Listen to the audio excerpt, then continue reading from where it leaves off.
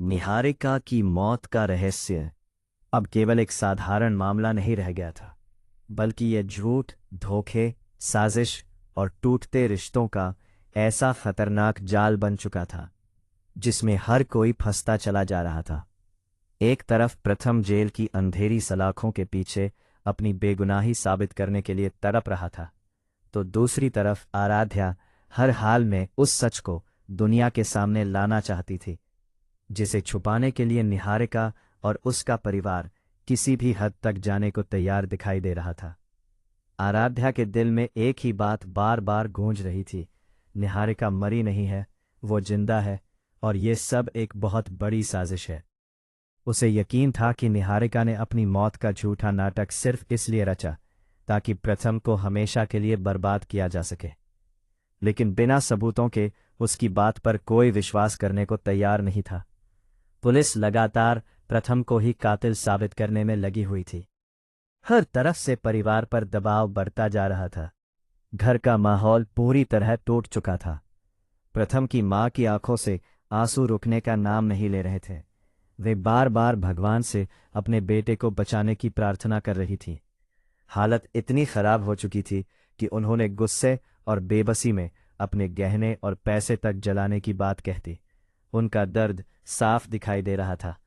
अगर ये गहने, ये पैसे, उनका सब कुछ उनके बेटे को जेल से बाहर नहीं ला सकते, तो आखिर इनका क्या मतलब? परिवार के हर सदस्य के चेहरे पर डर साफ दिखाई दे रहा था। कोई पुलिस से डर रहा था, कोई समाज की बातों से, तो कोई इस बात से कि कहीं प्रथम को ऐसी सजा न मिल जाए जिससे उसकी जिंदगी हमेशा के लिए खत्म हो जाए।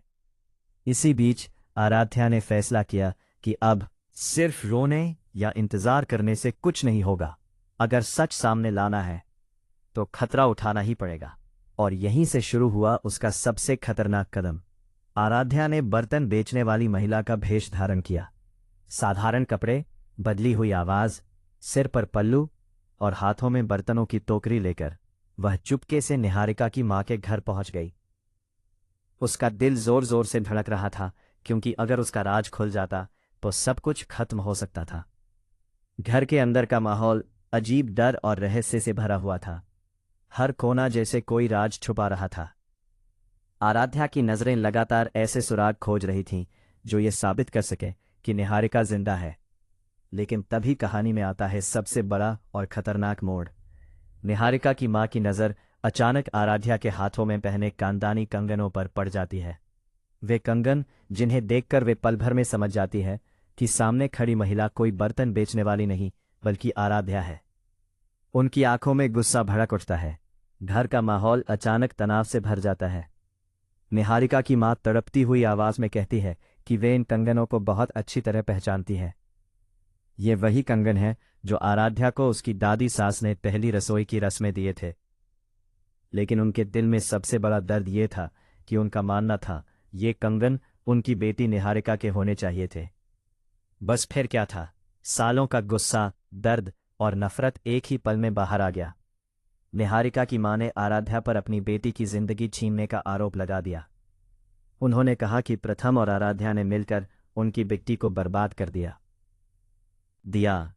इतना ही नहीं, उन्होंने धमकी दी कि अगर आराध्या ने कोई और चाल चली तो वे पुलिस बुलाकर प्रथम को ऐसी सजा दिलवाएंगी जिससे वो कभी बाहर नहीं आ पाएगा।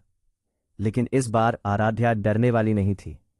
उसने निहारिका की मां की आंखों में आंखें डालकर ऐसा सवाल पूछा जिसने पूरे माहौल को हिला दिया। एक मां होकर आप अपनी बेटी की मौत का झूठा नाटक कैसे कर सकती हैं? कमरे में सन्नाटा छा गया। लेकिन आराध्या यही नहीं रुकी।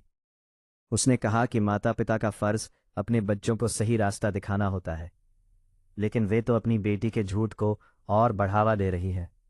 वे अपनी ही बेटी की जिंदगी बर्बाद कर रही हैं। उसकी आवाज में दर्द भी था, गुस्सा भी और सच की ताकत भी। आराध्या ने कहा, झूठ के बादल कुछ समय के लिए सूरज को छुपा सकते हैं, लेकिन उसकी रोशनी को कभी मिटा नहीं सकते। ये शब्द सुनते ही माहौल और भड़क उठता है। निहारिका की मां गुस्से में चीखने लगती है। दोनों के बीच बहस इतनी बढ़ जाती है कि हालात बेकाबू होने लगते हैं। इसी दौरान पुलिस द्वारा पेश किए गए सबूतों का डर भी सबके सिर पर मंडरा रहा था। पुलिस ने निहारिका की कथित डेड बॉडी की तस्वीरों को सबसे बड़ा सबूत मान लिया था। दावा किया जा रहा था कि ये तस्वीरें अंतिम संस्कार से पहले की है और जयपुर पुलिस विभाग से मिली है। हर नया सबूत प्रथम को और गहरी मुसीबत में धकेल रहा था। ऐसा लगने लगा था जैसे पूरा सिस्टम उसके खिलाफ खड़ा हो चुका हो। लेकिन कहानी का सबसे भयानक पल अभी बाकी था। आराध्या और निहारिका की मां के बीच बहस इतनी खतरनाक हो जाती है कि धक्का मुक्की शुरू हो जाती है। गुस्से, डर और तनाव के उस पल में अचानक निहारिका की मां का संतुलन बिगड़ जाता है और वे नीचे गिर पड़ती है। सब कुछ एक पल में शांत हो जाता है। कमरे में डरावना सन्नाटा फैल जाता है। आराध्या की आंखें फटी रह जाती हैं। उसके हाथ कांपने लगते हैं, सांसें तेज हो जाती है। उसे समझ ही नहीं आता कि आखिर अभी हुआ क्या है। वह घबराकर निहारिका की मां को उठाने की कोशिश करती है, लेकिन वे कोई जवाब नहीं देती। उस पल आराध्या के चेहरे का रंग उड़ जाता है।